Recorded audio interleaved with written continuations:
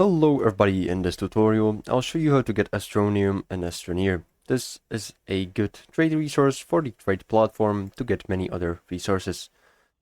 So to begin, first of all, it is recommended that you have this large rover. Also you'll need a paver and drill strength 1 at least. Or you can use the mining tool that you have at your hand, but it is going to be much more difficult.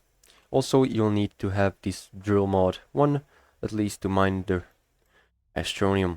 So, Astronium can be found in the core of every planet. So with your large rover, just go ahead and go to the core. And once you're down in the core, here you should find these kind of many colored crystals. This is going to be the Astronium. So you can pick out your mining tool if you're down here with this, or you can just pick out your large rover with the drill and just go around with a canister on the top. And before you start mining, just make sure you collect one Astronium and place it inside of the canister. This is going to make sure that all of the items, and also make sure the output is disabled on this, and make sure it is filled with Astronium only.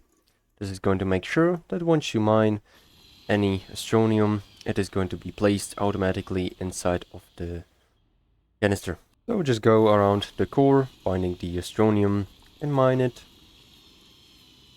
And as you can see, it is going to get placed inside of the canister.